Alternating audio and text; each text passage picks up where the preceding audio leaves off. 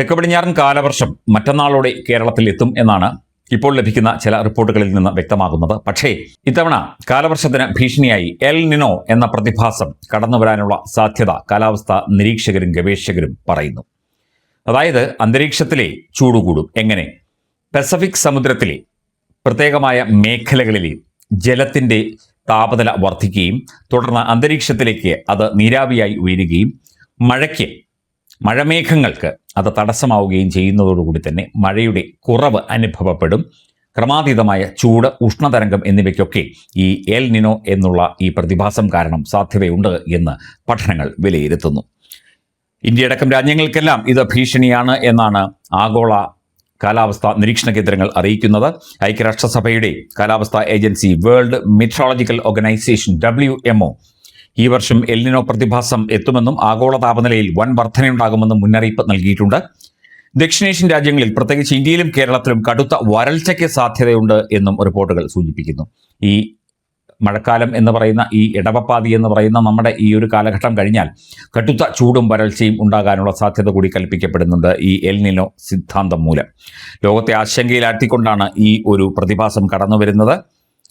പുതിയ റിപ്പോർട്ടുകൾ പ്രകാരം ദക്ഷിണേഷ്യൻ രാജ്യങ്ങളിൽ കടുത്ത വരൾച്ചയാണ് ഉണ്ടാകാൻ സാധ്യത. കാലാവസ്ഥാ വ്യതിയാനത്തിന്റെ ഭാഗമായി ശരാശരിയേക്കാൾ 6 ഡിഗ്രി സെൽഷ്യസ് വരെ താപനില ഉയർന്നേക്കും എന്നാണ് മുന്നറിയിപ്പ്. സമുദ്രത്തിൽ ഉഷ്ണതരംഗങ്ങൾ രൂപപ്പെടുന്നത് കടുത്ത വരൾച്ചയ്ക്കും ചിലയിടങ്ങളിൽ അപ്രതീക്ഷിതമായ കനത്ത മഴയ്ക്കും കാരണമാകും. മധ്യകിഴക്കൻ പസഫിക് സമുദ്രത്തിലെ സമുദ്രോപരിതല താപനിലയിൽ ഉണ്ടാകുന്ന അസ്വാഭാവികമായ മാറ്റങ്ങളാണ് എൽ നിനോയ്ക്ക് കാരണം. ജൂൺ മുതൽ ആരംഭിക്കുന്ന ഉയർന്ന താപനില ഓഗസ്റ്റ് മാസം വരെ തുടരും. നവംബർ മാസം വരെ എൽ നിനോ പ്രതിഭാസം നീണ്ടു നിൽക്കാൻ സാധ്യതയുണ്ട് എന്നും WMO വൃത്തങ്ങൾ സൂചിപ്പിക്കുന്നു. ദക്ഷിണേഷ്യയിൽ വരൾച്ചാ ഭീഷണിയുള്ളപ്പോൾ മധ്യേഷ്യൻ രാജ്യങ്ങളിൽ മഴ വർദ്ധിക്കാൻ ഇത് കാരണമാകും. കൂടാതെ പസഫിക് സമുദ്രത്തിൽ ശക്തമായ ചുഴലിക്കാറ്റുകൾ രൂപപ്പെടാനും സാധ്യതയുണ്ട്. നേരത്തെ 2024 ഇതിനു മുൻപ് എൽ നിനോ പ്രതിഭാസമുണ്ടായത്.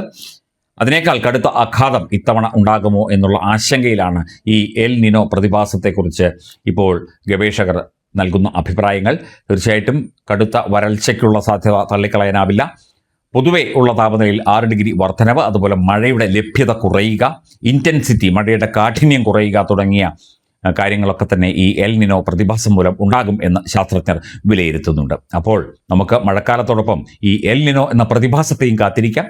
നമ്മുടെ കാലാവസ്ഥ അത്യന്തം കഠിനമാകും, ഏത് രീതിയിലായാലും കഠിനമാകും എന്ന് തന്നെയാണ് ഇപ്പോൾ മുന്നറിയിപ്പുകൾ പുറത്തു വരുന്നത്. ഏതെങ്കിലും തരത്തിലുള്ള മാറ്റം ഈ പ്രതിഭാസത്തിനോ അല്ലെങ്കിൽ ഇത്തരം സംഭവങ്ങൾക്കോ ഉണ്ടാകുമോ എന്ന കാര്യത്തിൽ ഇനിയും വ്യക്തതയില്ല. കൂടുതൽ പഠനങ്ങളും ഗവേഷണങ്ങളും നിരീക്ഷണങ്ങളും ഈ വിഷയത്തിൽ നടന്നുകൊണ്ടിരിക്കുന്നു.